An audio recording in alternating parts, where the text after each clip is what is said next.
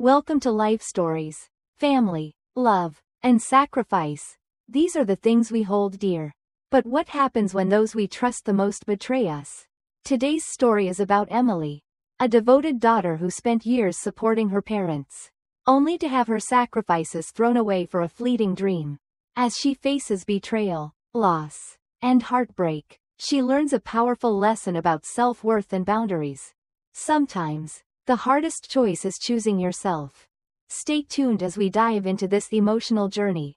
Subscribe to Life Stories to begin today's story. My name is Emily, and I am 38 years old.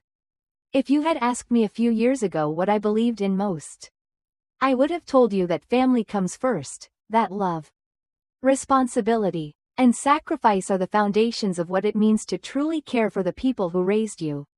I carried this belief with me like an unshakable truth, guiding my every decision. But sometimes, life has a way of dismantling everything you thought you knew, brick by brick, until you are left standing in the ruins of your own devotion, wondering if you had been blind all along. I grew up in a small, weathered home in Ohio with my parents and my younger sister, Ashley, 13 years younger than me. She was the golden child, the one with the bright smile, the effortless charm, and the natural ability to make our parents' eyes light up with pride. Not that I ever resented her for it.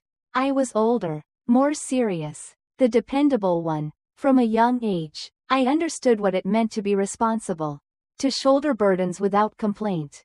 Our family wasn't wealthy, but we managed. My father worked tirelessly, counting down the years until retirement, and my mother had to stop working early due to health problems.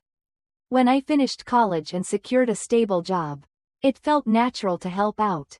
It wasn't something they demanded, it was something I gave freely, believing it was the right thing to do. I sent money home every month. Small amounts at first, then more as I started earning better. My boyfriend, Mark, never quite understood. "You don't have to keep doing this," he would say whenever he saw me transferring money to my parents' account. "They're adults too, Emily." I'd always shake my head. "They need the help, Mark. Their house is falling apart. And I don't have kids to worry about. This is my way of making sure they're okay." And the house, our childhood home, was falling apart. The two-story structure had aged poorly over the years, battered by harsh winters and relentless summers. The walls had deep cracks where daylight streamed through. The roof leaked with every storm, and the heating barely worked in the bitter cold of winter. It was a place filled with love and memories, but it was no longer safe. I hired a contractor, hoping for some reassurance, some way to repair it without breaking the bank. But after walking through each room with a grim expression, he shook his head. "Ma'am, fixing this place would cost more than just building a new one. The foundation is weak, there's water damage everywhere, and structurally, this house isn't safe anymore. You'd be throwing money away." His words settled over me like a weight I couldn't shake. I had known things were bad, but not this bad. That night, I made a decision that felt both terrifying and logical at the same time. I would buy my parents a new house. I opened a joint savings account with them, carefully planning the future I wanted them to have. We would need around $210, and I committed myself to saving every extra penny I could. I watched the balance grow steadily, $60, then $110, each milestone bringing me closer to my goal. Mark and I lived modestly. No extravagant vacations, no new cars, not even a house of our own. But I didn't mind. Family came first. Then came the dinner that changed everything. It was a rainy Friday evening, the kind of night that felt comforting and familiar. The house smelled of my mother's slow-cooked pot roast, a scent that always reminded me of childhood. The four of us gathered around the dining table, the rain drumming gently against the windows. It should have been an ordinary night, a moment of warmth and togetherness. Ashley cleared her throat, drawing everyone's attention. Her eyes sparkled with excitement, her entire face glowing. "Scott and I are getting married," she announced, holding up her left hand. A massive diamond ring caught the light, dazzling and ostentatious. It was, without question, worth more than my annual salary.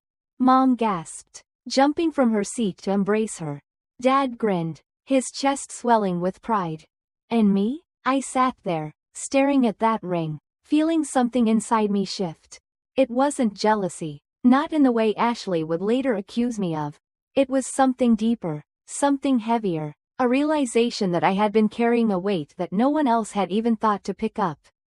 I smiled, because I was happy for her, truly. I was. Scott was a good man from a wealthy family. And he treated her well.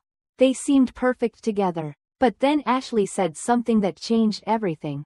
I've planned it all out, she said, pulling out her phone and showing us a Pinterest board filled with lavish wedding ideas, the grand venue, the extravagant flowers, the designer dress. It's going to cost around $380. I choked on my water. $380? I repeated, certain I had misheard. Ashley, that's crazy. The room fell into an awkward silence. Mom and Dad exchanged hesitant glances. But Ashley just looked at me like she had expected this reaction. Like it was only natural that I would understand. Scott offered to do something smaller, she said with a casual wave of her hand. Just close family and friends. But I told him I could handle the cost myself. She smiled sweetly, as if she were bestowing upon us all a great honor. I want his family to see that we're just as good as they are. I felt a cold knot form in my stomach. And how exactly do you plan to pay for this? Ashley's smile didn't falter. You're going to help me, of course. You've always helped family. The silence that followed was deafening. I turned to Mom and Dad, waiting for them to say something, to tell Ashley she was being ridiculous. But Mom simply stared at her plate. And Dad suddenly became deeply interested in his coffee cup. I took a deep breath, forcing my voice to remain calm. Ashley, I can give you $30 for the wedding. And another $20 as a gift. That's already a lot. Her smile disappeared, her expression darkening. That's not enough, she snapped. Emily, you have way more than that. This is my one chance to have my dream wedding. To show Scott's family that I belong. I turned to my parents, frustration creeping into my voice. Mom, Dad, please tell her this is crazy. Tell her she doesn't need to prove anything to anyone. Mom hesitated, then sighed. Maybe Ashley has a point. Honey, we couldn't give her much growing up. She deserves to have her special day. It felt like a punch to the gut. I had given up so much. Poured everything I had into ensuring they were okay. And now, when I needed them to see reason, to stand by me, they chose her. Ashley smirked. You're just jealous. That was the moment something inside me snapped. Jealous. The word echoed in my mind as I sat there, staring at Ashley. For years, I had given everything I could to this family, my time, my energy, my money. I had sacrificed without hesitation because I thought we were all working toward the same goal: security, stability, a better future for our parents. And yet, in this moment, my sister reduced all of that to jealousy. I forced myself to stay calm. Ashley, I could have a big wedding if I wanted to. But unlike you, I understand the value of money. Her expression twisted with anger. God, you're so full of yourself. Always acting like you know everything. Like you're better than everyone. You're just greedy and selfish. I clenched my jaw. I'm greedy? I shot back, my voice shaking. I've been giving half my salary to help Mom and Dad while you've been busy planning how to spend money that isn't even yours. The air was thick with tension. Mom reached for my hand. Her voice soft, pleading. Emily, honey, don't be like this. We're still a family. A bitter laugh escaped my lips. Are we? Because right now, it feels like I'm nothing more than a wallet to you. I grabbed my purse and stood up, my chair scraping loudly against the floor. Mom called after me, but I didn't look back. The rain had picked up outside, but I barely noticed as I drove home in a daze. My mind replaying the dinner conversation over and over again. Maybe it was just a bad fight. I told myself, maybe Ashley would come to her senses once she calmed down. But I was wrong. 3 weeks later, during my lunch break, I logged into my bank account to make my usual deposit into the joint savings account I had set up for my parents' future home. As the page loaded, my heart stopped. The balance was $1. I felt my breath catch in my throat. My hands trembled as I clicked on the transaction history. There it was. One single withdrawal. $160. Made just 4 days ago. I left work without a word to my boss. My mind was racing as I drove straight to my parents' house. Gripping the steering wheel so tightly my knuckles turned white. There had to be an explanation. A mistake. A misunderstanding. Anything but the truth I feared. When I arrived, their cars were in the driveway. I didn't bother knocking. Using my old key, I pushed the door open. They were in the kitchen. "Where's the money?" I demanded. Mom flinched. Dad wouldn't look at me. I held up my phone. My voice shaking. "What happened to the $160 in the account?" Mom's eyes stayed on the floor. Dad stared at his coffee cup. Just like he had at dinner that night. We don't know what you're talking about. Honey," Mom whispered. "Don't lie to me," I shouted. "The money was taken 4 days ago. If you didn't do it, then I'm calling the police." Mom gasped and reached for my phone. "No," she said quickly. "Don't call the police." I froze. "Why?" She hesitated, then swallowed hard. Because I took it." A wave of nausea washed over me. "Why?" She couldn't even look me in the eyes when she answered. "Ashley needed it for the wedding."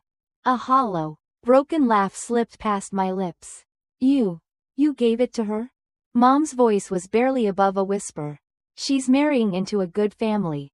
We couldn't let her have a small wedding. What would they think?" My legs felt weak. I gripped the back of a chair to steady myself.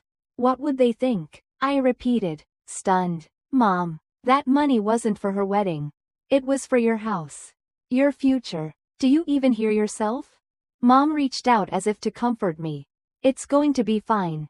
Ashley promised she'll help us buy a new house after the wedding. Once she's married to Scott, they'll have plenty of money." I pulled back, shaking my head. "And you believe her?" Dad finally spoke, his voice quiet but firm. "Ashley said she'd take care of us. It's an investment in her future." I looked at them both, feeling a deep, consuming sense of betrayal. "No," I said, my voice breaking. "It's not an investment. It's a scam." And they had fallen for it. I barely remember the drive home that night. My mind was a whirlwind of emotions: anger, hurt, disbelief. The people I had spent my entire life sacrificing for had chosen a fairy tale over reality. They had gambled away their future, convinced that Ashley would somehow make everything right once she married into money. Mark held me as I sobbed that night. His presence the only thing keeping me from completely unraveling. "I don't understand," I whispered. "How could they do this to me? How could they do this to themselves?" Mark exhaled slowly. "Because they wanted to believe in something easy. It's painful to face the truth when a lie feels so much better."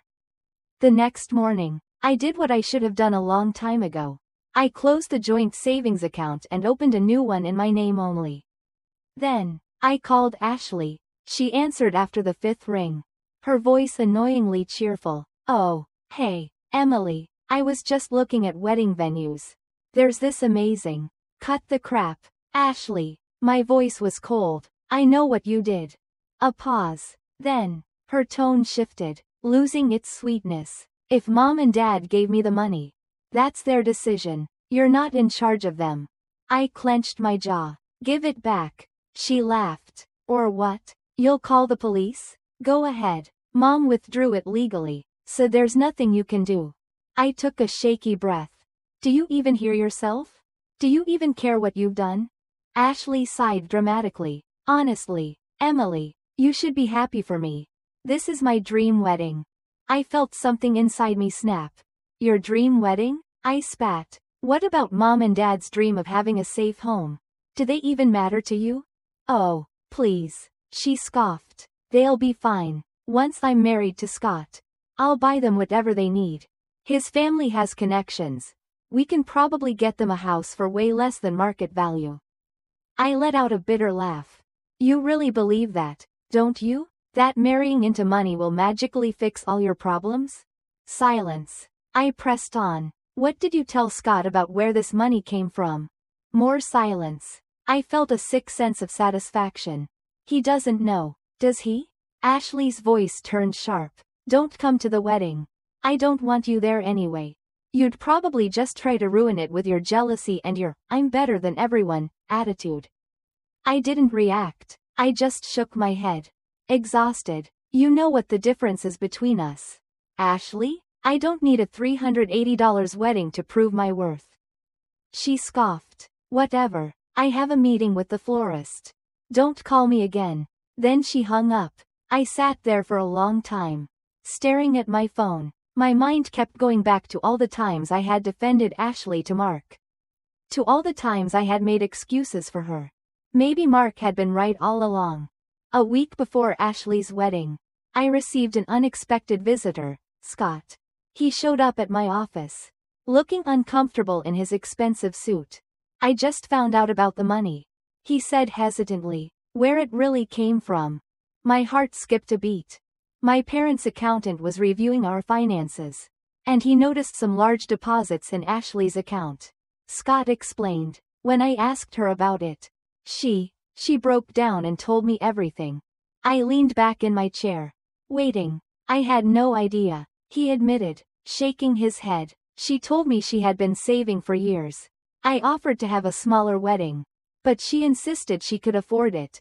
His voice trailed off. As he left my office, I felt a strange mix of emotions: vindication, sadness, relief. Ashley had always lived in a fantasy, but now, reality was catching up to her. Ashley's wedding went ahead as planned. I didn't go, but I saw the pictures online: white doves soaring through the sky, a horse-drawn carriage, a 5-tier cake covered in gold leaf. It was everything she had dreamed of, paid for with money that should have given our parents a safe home. 7 months later, my phone rang. It was my mother. Her voice was small, tired. Emily, everything's bad here. She told me their house had finally become unlivable. A pipe had burst, damaging the already crumbling walls. My father, now retired due to his declining health, had no way to fix it. They had called Ashley, but she and Scott were having money problems. Something about his family's business struggling. Ashley promised to help, but her promises meant nothing now. I closed my eyes, taking in everything she was saying. They had chosen Ashley's fantasy over their own security. And now, reality had caught up with them. Can you help us? My mother asked, her voice cracking. I took a deep breath. I can't, Mom. I heard her soft sobs on the other end, but I meant what I said. 3 years later, Ashley was drowning in debt, divorced, and back living with my parents in a tiny rented apartment. Their dream house was gone, just like the money that had built it. As for me, I married Mark in a small, simple ceremony. We saved, worked hard, and built a future based on reality, not illusions.